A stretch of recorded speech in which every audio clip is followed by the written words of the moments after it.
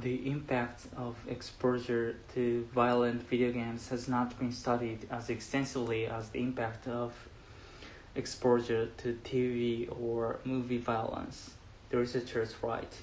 However, on the whole, the results reported for video games until now are very similar to those obtained in the investigations of TV and movie violence.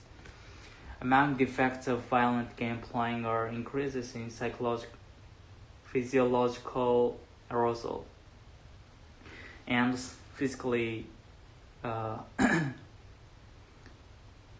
physiological arousal and physically aggressive behavior, such as hitting, kicking, and pulling clothes or hair. Studies also have found reduction in helpful behavior among youths exposed to violent video games. Males tend to prefer action-oriented video games involving shooting, fighting, sports, action-adventure, fantasy role-playing, and strategy. According to the Michigan State Survey, females prefer classic board games, trivia quizzes, and puzzles. Electronic game playing gets young people involved with technologies and opens up opportunities in high-paying tech careers, notes communications professor Bradley Greenberg of Michigan State.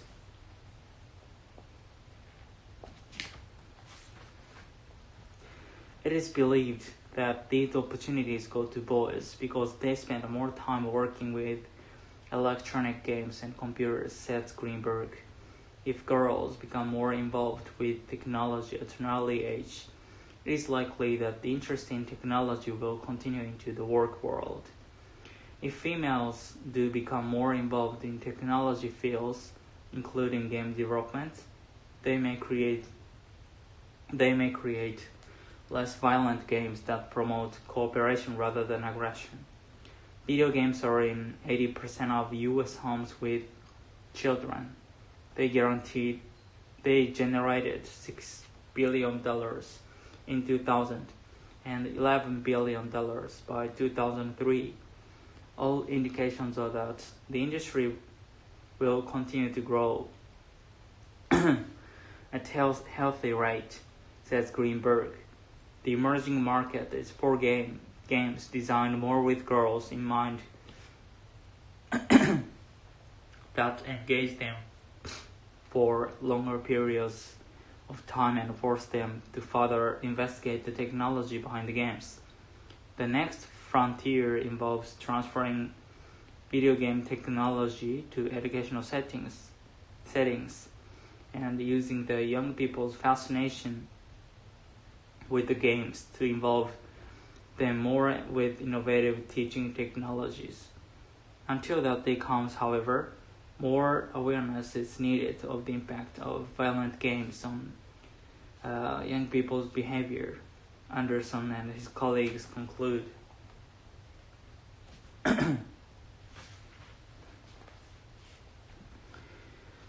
Even with the hard work and caring of many dedicated teachers and concerned parents, the U.S. continues to have a reading problem. According to the National Center for Educational Information, 38% of fourth grade students cannot read and understand a short paragraph of the type found in a simple children's book. Results from a 1998 study showed that 60% of U.S. teenagers could comprehend specific facts, but fewer than 5% could elaborate on the meanings of the material read. No wonder many parents are discouraged, but they needn't be. By doing simple things like reading to their child, sharing their thinking about what they read, and telling their child stories, they can help develop the foundation needed for children to become good readers and learn that reading is not a chore but a lifetime adventure.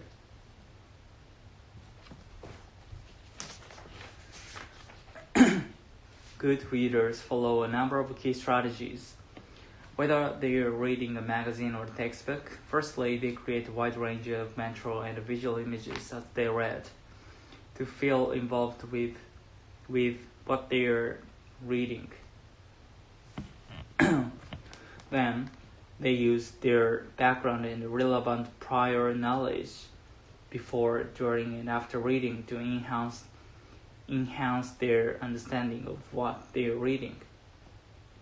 They also make and ask questions before, during, and after reading to clarify meaning, make predictions, and focus their attention on what's important. Good readers infer and determine the most important ideas or themes, and distinguish between these and unimportant information. Next, they track their thinking while reading to get their overall meaning. Firstly, if they have trouble understanding specific words, phrases, or longer passages, they use a wide range of problem-solving strategies, including skipping ahead, rereading, asking questions, using a dictionary, and reading the passage aloud to fix up their understanding. Reading is fundamental to success in life. It's that simple. Reading opens the door to virtually all other learning. You have to be able to read to learn mathematics, science, history, engineering, mechanics, political science, not to mention to surf the web or figure out how to operate that new DVD player. Basically, you have to be able to read to succeed.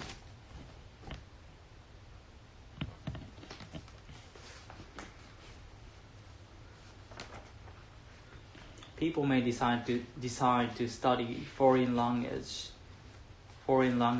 for various reasons.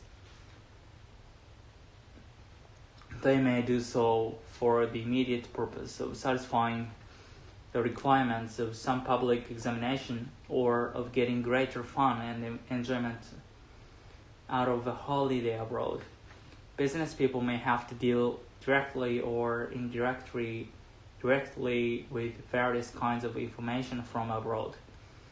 Research workers may realize the importance of being able to read the latest reports of advances made in their studies as soon as they are published in foreign journals without waiting for the translator, who may or may not have the ability to make an exact translation with 100% accuracy.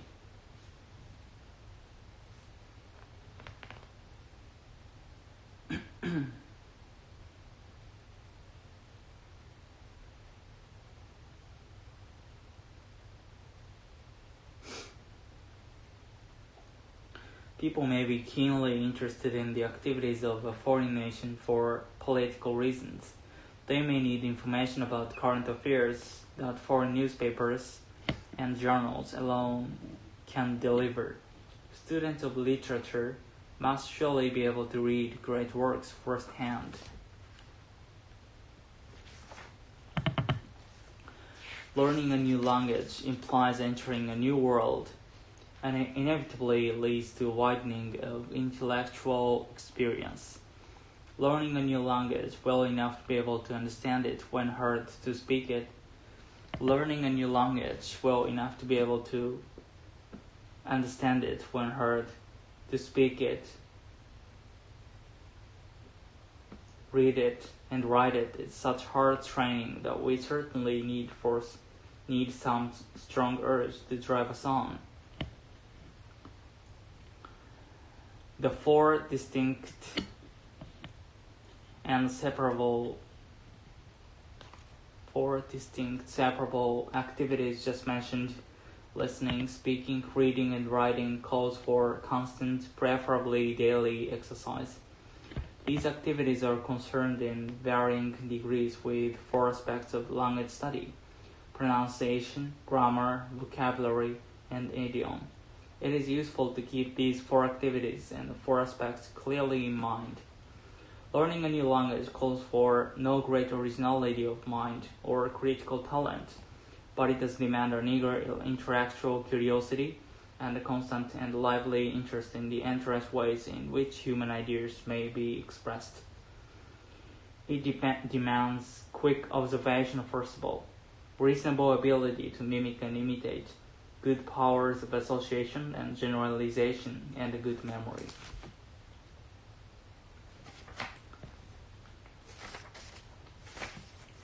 A modern supermarket is a thing of wonder.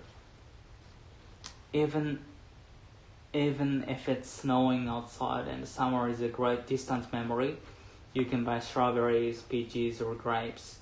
If you want root vegetables in the middle of a heat wave, you can have them.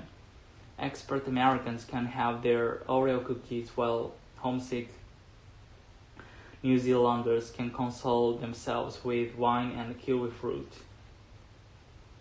Within days of being picked off the vines, the fruit is in your trolley, tasting of spring, as the leaves are falling outside. It's all great until you start contemplating the vast mileage sitting in your shopping basket. Those kiwi fruits have traveled nearly 20,000 kilometers, or 12,000 miles. They've flown in a plane and traveled by road. By the time they reach the supermarket, they are responsible for 5 times their own weight in greenhouse gases being pumped into the atmosphere. Increasingly, our food is coming from farther and farther away, and we're becoming more and more dependent on the fuel it takes to get them to us.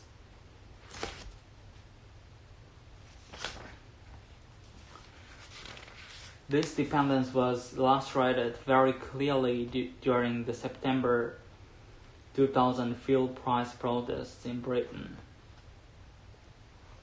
Inspired by similar actions in France, a group of farmers and lorry drivers decided to blockade the Stanlow oil refinery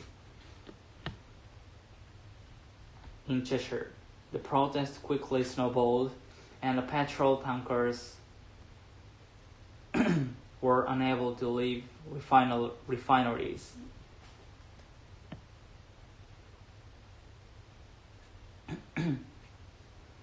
Panic buying saw more than 90% of petrol stations run dry, and with supplies unable to get through, supermarket shelves quickly emptied. It's estimated that food now accounts for as much as 40% of all UK road freight, and the international food trade is increasing faster than the world's population and food production. In other words, food is moving around more than ever, and the environmental impact could be huge. Despite the UK's cool climate being perfectly suited for growing apples, nearly 3/4 of the apples eaten in the UK are imported, and more than 60% of Britain's apple orchards have been destroyed in the past 30 years. We're now putting more energy into transporting some crops than we get out of eating them.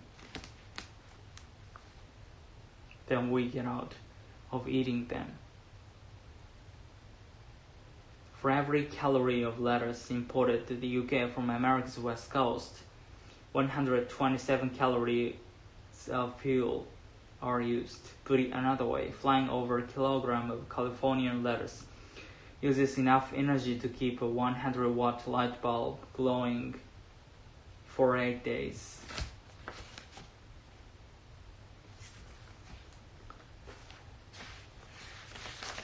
On April 4th, 2003, Glenn Keane, one of Walt Disney's most respected animators, called for a meeting to discuss the war breaking out at the studio. Disney's animators had settled into two opposing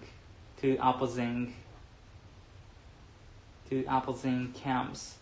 These who were skilled in computer animation and those who refused to give up their pencils. Keane, a 31-year veteran who created The Beast for Beauty and the Beast and Ariel for The Little Mermaid, was a Disney traditionalist. But after a series of experiments to see whether he could create a computer-animated ballerina, his opposition softened.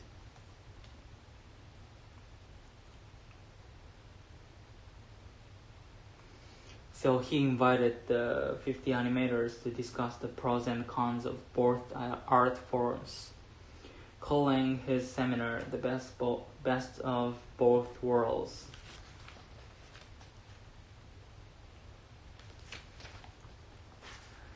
For an hour, he listed the pluses and the minuses of each technique while the other animators listened quietly. After a few questions, the crowd burst into chatter as animators shouted over one another, some arguing that computers should not replace people, and others expressing fears that they would be forced to draw by hand. In a recent interview, King recalled that Kevin Geiger, a computer animation supervisor, then stood up and demanded of him,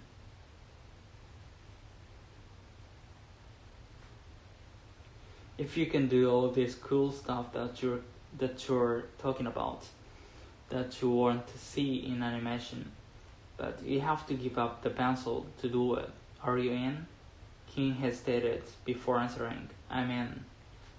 3 weeks later, the company's animators were told that Disney would concentrate on making computer-animated movies, abandoning a 7-year-old hand-drawn tradition in favor of a style popularized by newer and more successful rivals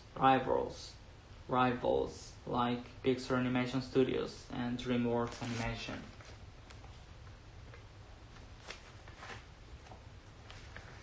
The results were nothing short of a cultural revolution at the studio, which is famous for the hand-drawn classics championed by its founder, Walt Disney, like Snow White and the Seven Dwarfs and Peter Pan.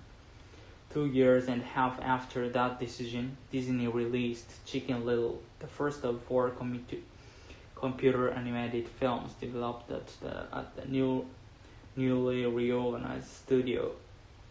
The company hoped that this movie, along with others like Meet the Robinsons, American Dog, and Ken's Rapunzel Unbraided, would return Disney to its past glory. There was a lot more than pride, however, riding on its success. Animation was once Disney's heart, a profitable lifeline that fed the company's theme park, book, and home video divisions, and restoring profit was as essential to Disney in those days as regaining its reputation. Casey Nicole was a 19-year-old girl from Kansas dying of cancer, or so believed the thousands of people who visited her website, on which she kept a diary of her fight against cancer. For over a year, Casey Nicole had added updates to her diary, letting people know about the ups and downs of her struggle with the disease, about her hope when her condition temporarily improved, and about her fear when the cancer reappeared. Casey's mother, Debbie, maintained a companion journal in which she discussed what it was like caring for a child with cancer. Many people grew extremely close to Casey. They communicated with her via email, chatted with her in online chat rooms, and some even phoned her. Then, on May 15, 2001, Casey Nicole died from bleeding in the brain. Her online friends despaired. They sought for ways to express their sorrow. They wanted to send gifts to her family. Some even wanted to attend her funeral. And that's when things began to get suspicious.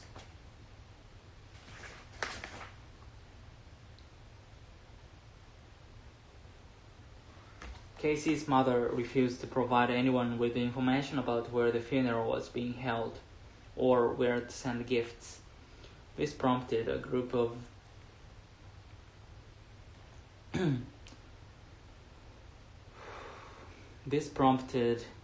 A group of individuals who participated in the online community made a filter to find out what was going on. What they discovered was disturbing.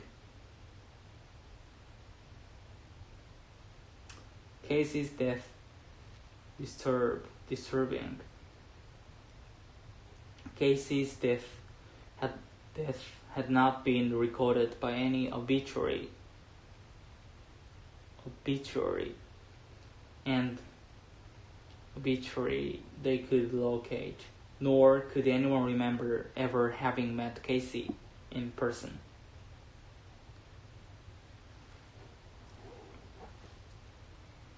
They began to wonder if Casey actually existed. Their fears were proved a few days later when Debbie Swanson, a 40-year-old woman from Kansas, confessed that she had invented Casey and written all the diary entries herself. The photos of the Casey that appeared on the site were simply pictures of a neighbor used without the neighbor's knowledge. Whenever anyone had thought that they were emailing Casey, it was actually Debbie they were communicating with. Debbie Swanson remained unwilling to admit her fault in her confessions, claiming that Casey was real in a way, because the character of Casey was a blend of a number of cancer victims whom Debbie had known. She added that she hadn't realized so many people were reading the diary. This hardly satisfied the thousands of people who felt cheated because their kindness and sympathy had been taken advantage of. The FBI even looked into the case, but determined that because Debbie Swanson hadn't gained money from the hoax, she hadn't actually committed a crime.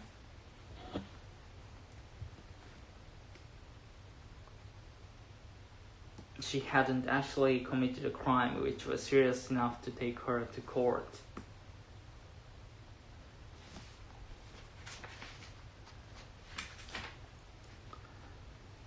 The internet is very much like television in that it takes that time away from other pursuits, provides entertainment and information, but in no way can compare with the warm personal experience of reading a good book. This is not the only reason why the internet will never replace books, for books provide a sufficient knowledge of a subject that sitting in front of a computer monitor cannot provide. We can transfer text from an internet source, but the artistic quality of sheets of transferred text leaves much to be desired. A well-designed book makes the reading experience important. The book is still the most compact and economical means of conveying a lot of knowledge in a convenient package.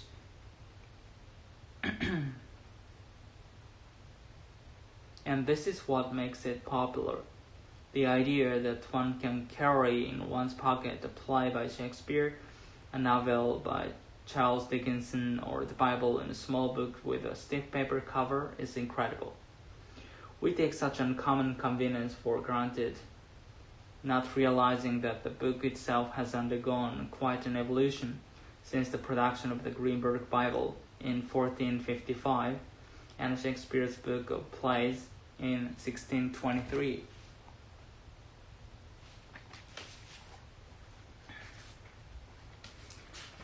Not only has the art and craft of printing and making books been greatly improved over the centuries, but the great variety of subject matter now available in books is surprising, to say the least. In fact, the internet requires the constant entry of authors and their book to obtain the information that makes it a useful tool for research and learning. Another important reason why the internet will never replace books is because those who wish to become writers want to see their works permanently published as books, something you can hold, see, feel, look through, and read at your leisure without the need for an electric current apart from a lamp. The writer may use a computer instead of a pen and a pad, but the finished product must eventually end up as a book if it is to have value to the reading public. The writer may use the internet in the course of researching a subject, just as he may use a library for that purpose.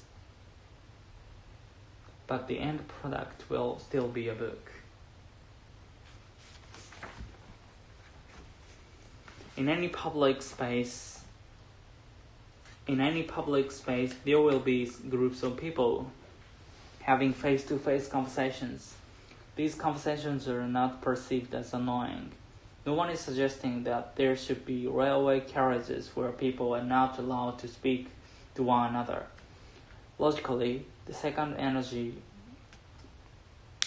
created by two people conversing face-to-face should be twice that created by one person conversing with an unheard partner on their mobile phone. Yet the latter appears to be more annoying. There are a number of possible explanations for this puzzle. One is that the content or the volume of the conversation tends to be more annoying in some mobile phone conversations because of the way that people choose to use their mobile phones. Some people may speak very loudly, or they may have chosen loud and intrusive ringing tones.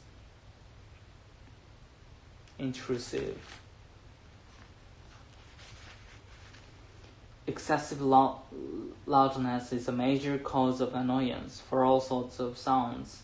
It is possible that people's perception are colored by just one or two bad experiences of intrusive mobile phone use, or reflect media concerns over new technology.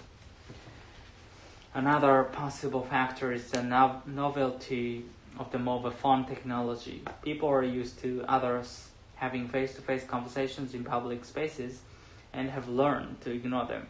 The mobile phone is relatively new and hence more noticeable. In the United Kingdom, almost 70% of households now own at least one mobile phone. However, such widespread usage is still relatively new.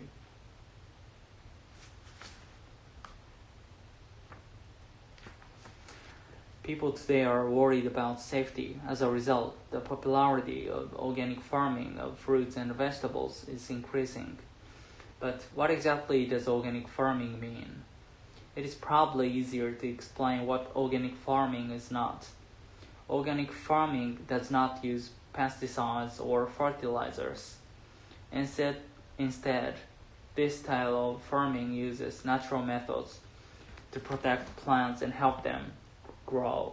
So organic agricultural products are thought to be generally safer than non-organic ones.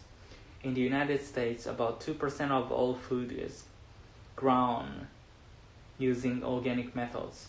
The U.S. government officially licenses farms as organic if they pass an examination.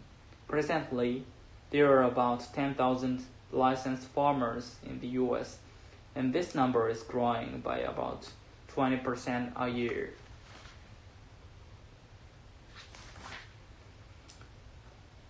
In addition to food safety, another reason for the popularity of organic fruits and vegetables is that they taste better. This is why many restaurants only buy organic products.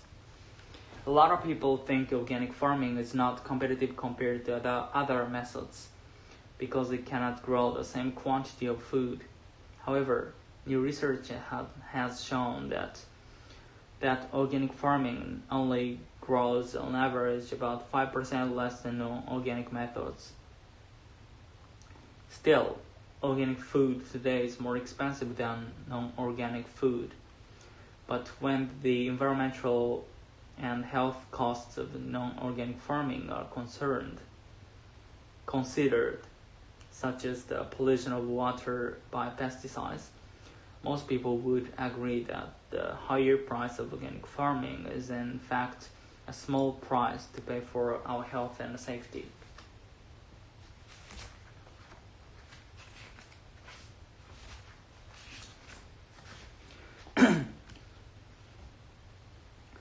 Doctors have long told patients that medicine is something you swallow in a pill, but evidence is growing that shows that best medicine might be found in your grocery store, not your drugstore. More and more researchers are concluding that the right foods will not only prevent disease, but in some cases actually cure it as well. Most major diseases can be reversed through approaches using good nutrition, said Dr. Joel Fuhrman, a doctor who specializes in nutritional medicine as an alternative to surgery and drugs. Fuhrman is the author of a book about eating for health. Food is more effective than medicine, he stated. All we've got to do is eat right, and disease melts away. Some other doctors find Fuhrman's views on food and disease a bit extreme. But he is not alone in his belief that diet plays an important role in human health. Researchers at the University of Illinois are conducting a major program to identify food components that can fight disease and promote good health. One of the major foods being investigated is the soybean.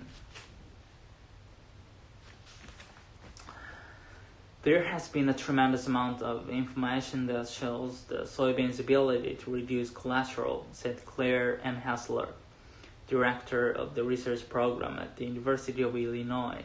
And by lowering your cholesterol, you lower the risks for heart disease.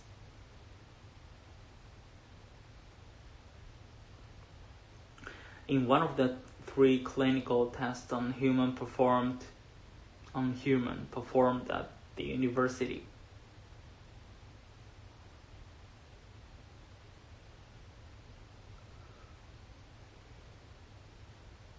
a diet that included 50 grams of soybean extract per day in the form of drinks and baked foods was found to be significant in reducing cholesterol in a 4-week period, according to Hassler.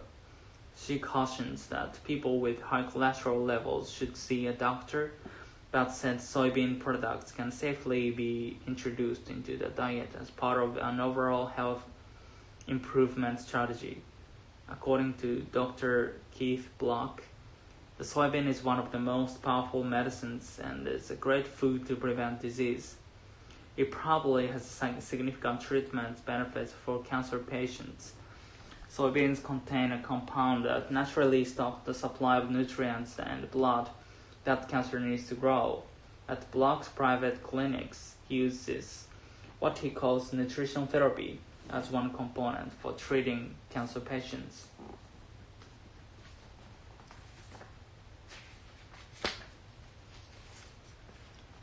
Ordinary household dogs with only a few weeks of basic puppy training learn to accurately distinguish between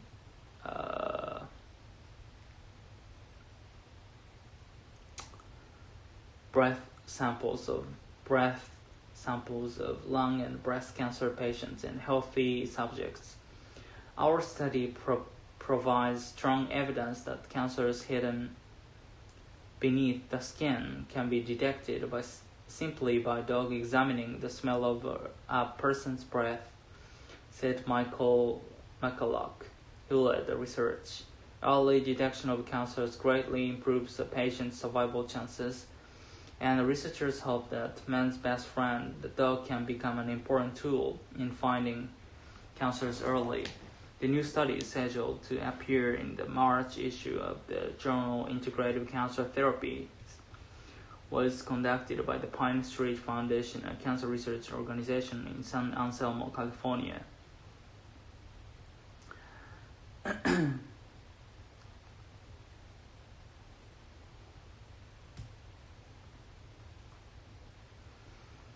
Dogs can identify chemical traces in the range of parts per trillion. Identify chemical traces in the range of parts per trillion. previous studies have confirmed the ability of trained dogs to detect skin cancer by smelling the skin damage. Also, some researchers hope to prove dogs can detect prostate cancer by smelling patients' urine. Dogs' scent ability to detect the scent of cancer was something that was often discussed for many years, but we felt it was appropriate to design a thorough study that seriously investigated this topic to see if it is really effective, said Nicholas Brofman, Executive Director of the Pine Street Foundation. Lung and breast cancer patients are known to breathe out patterns of biochemical markers in their breath. Cancer cells produce different metabolic waste products than normal cells, Brofman says. The differences between these metabolic products are so great that they can be detected by a dog's keen sense of smell, even in the early senses of disease. The researchers used a food reward-based method to train 5 ordinary household dogs, encountering breath samples captured in tubes. The dogs gave a positive identification of a cancer patient by sitting in front of the correct sign. By scent alone, the dogs distinguished 55 lung and 31 breast cancer patients from 83 healthy humans. The results of the study showed that the dogs could detect breast cancer and lung cancer between 88 and 97% of the time. The high degree of accuracy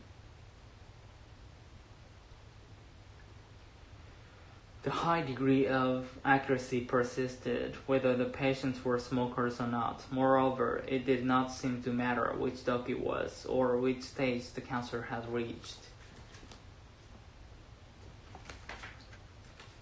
If everybody on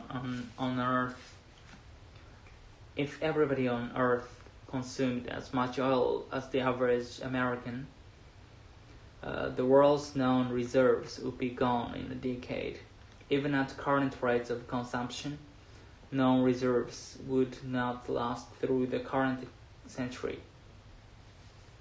Experts, however, are not worried. Now technologies, they say, will avert a global energy crisis. Already, oil companies have developed cheaper ways to find oil.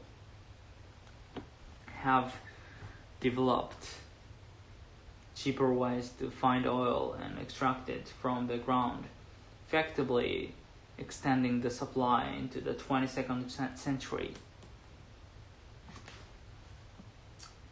Still, there is a finite amount of oil on the planet, and someday it will be gone. Even before it happens, concerns about global warming may compel the world to stop burning so much fossil fuel. The energy industry is preparing for that day by investing in technologies that will replace fossil fuels. Solar, nuclear, and wind power are all possibilities.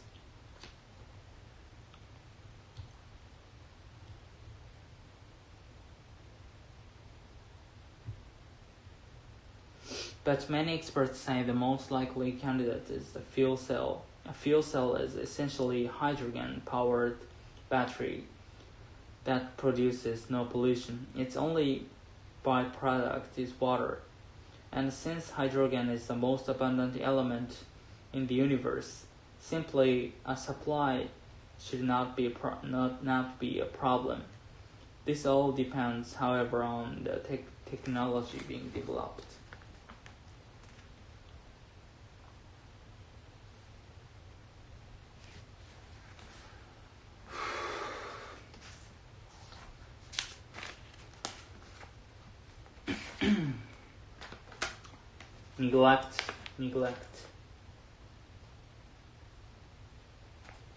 Neglect of the mind-body link by technological medicine. the neglect of the mind-body link by technological medicine is actually a brief aberration when viewed against the whole history of the healing art.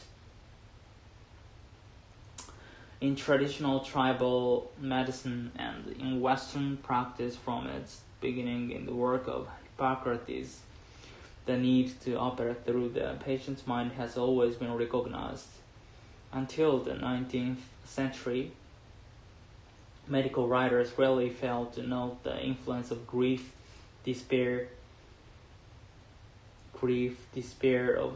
or discouragement on the onset and outcome of illness, nor did they ignore the healing effects of faith, confidence, the peace of mind. Contentment used to be considered a prerequisite for health.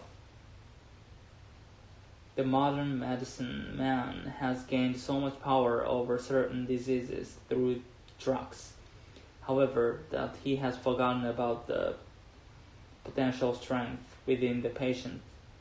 One elderly physician friend recently told me of reading the diary of his uncle, also a doctor.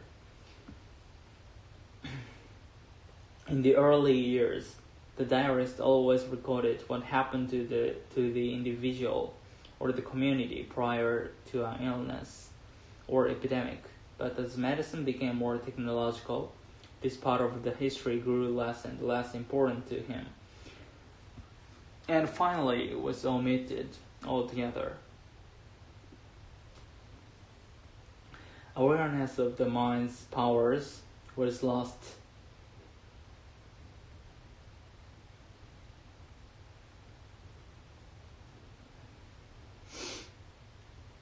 As medicine casts out all soft data, the information that's not easily quantified or scientific.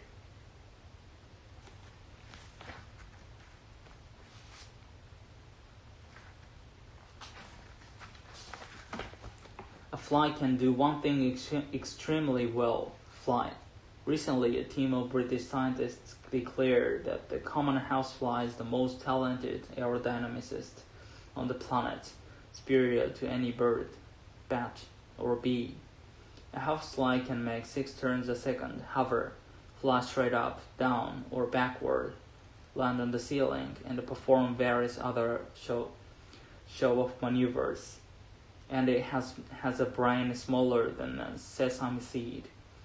Michael Dickinson, who studies fly fight in his lab at the California Institute of Technology, says the housefly isn't actually the best flyer. Hoverflies are be all and end all. He says they can hover in one spot, dash to another location, and then race back to the original hovering point precisely. Scientists, engineers, and military researchers want to know how creatures with such small brains can do that. Maybe they could reverse engineer. They could reverse engineer a fly to make a robotic device that could reconnoiter dangerous places such as earthquake zones or collapsed mines.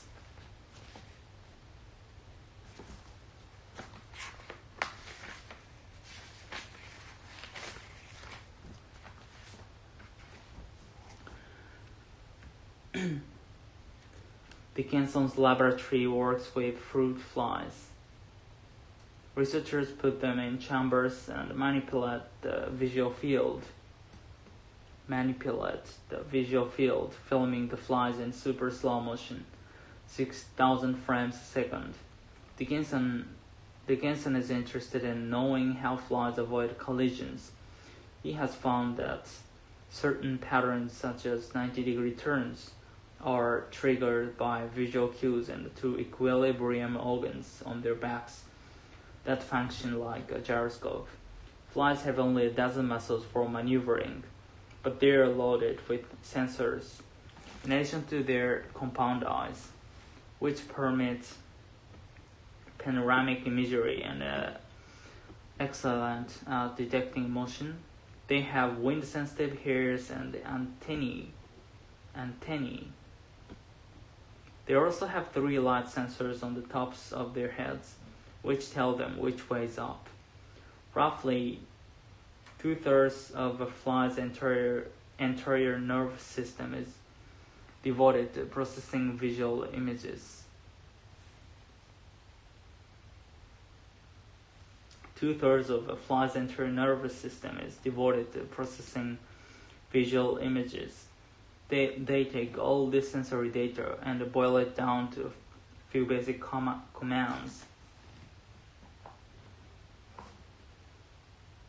Sensory data and boil it down to a few basic commands such as go left and go right.